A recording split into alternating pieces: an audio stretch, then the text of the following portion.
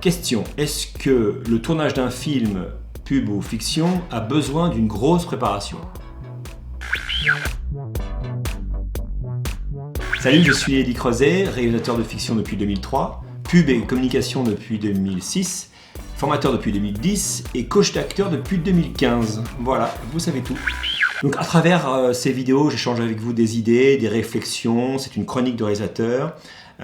Et particulièrement aujourd'hui, j'ai envie de vous parler de la phase de préparation. Dans cette vidéo, je vais énumérer point par point toutes les phases de préparation et elle fera partie d'une série ensuite d'autres vidéos qui rentreront dans les détails de chaque point de la préparation d'un film. Donc on parle de la préparation d'un film à partir du moment où l'écriture du scénario est bouclée. Dans cette vidéo, je ne parle pas de production avec le budget prévisionnel ou de recherche de financement, ce qui fera le sujet d'une autre vidéo un peu plus tard. Certains peuvent placer le repérage des corps dans la production avant la prépa.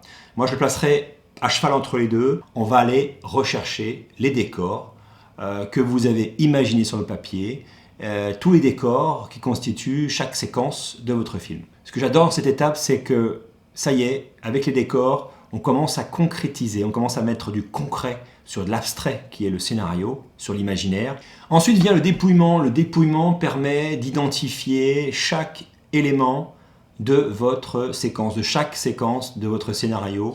Accessoires, rôles, décors donc bien sûr, lumière, figuration, véhicule, etc., etc. Le dépouillement normalement c'est le boulot du premier assistant. Dans mon cas j'aime bien le faire de mon côté et ensuite demander à mon premier assistant de confirmer, de le refaire derrière moi en fait. Ça me rassure de me lancer dans la préparation de mon film sans avoir omis quelque chose, sinon c'est la tuile. La phase casting. Le casting, c'est comme les décors, c'est une phase de concrétisation de l'imaginaire, que vos personnages qui sont là deviennent vrais devant vos yeux, avec des vrais humains. Et ça, c'est explosif en termes de sensations et d'émotions. On commence à voir naître nos personnages devant nous. Comme vous avez choisi vos décors, vous avez confirmé vos décors, vous avez validé avec les propriétaires, vous pouvez maintenant passer au découpage technique. Le découpage technique peut se faire sous forme de tableau ou bien de listing. L'idée pour le réalisateur, c'est de montrer, de donner une idée, un aspect de sa mise en scène. C'est comment donc la manière de filmer avec des gros plans, des plans moyens, des plans larges, des mouvements de caméra, des ambiances de lumière, etc., etc. Et ensuite, je fais une séance avec mon premier assistant et bien sûr mon chef-op, le directeur photo. Ils vont me rassurer sur la faisabilité et la possibilité de faire. Et ensuite, la phase du plan de travail, c'est l'organisation, c'est votre planning de tournage.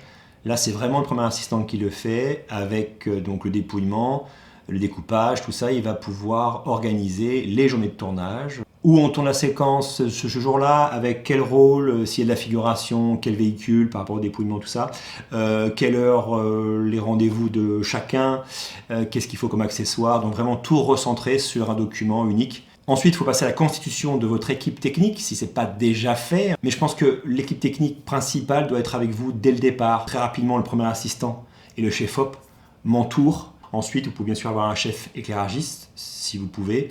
Et vous pouvez aussi avoir un opérateur son qui, tous les 5, on aille sur les décors une dernière fois pour valider si tout va bien en termes de son, en termes de lumière, en termes de cadre, avec le propriétaire, des horaires, que tout soit calé et que chaque poste technique puisse valider que la faisabilité du tournage précisément dans cet endroit. Merci de m'avoir écouté. La prochaine vidéo reviendra précisément sur l'étape de repérage où je vais un petit peu plus argumenter et vous donner plus de détails.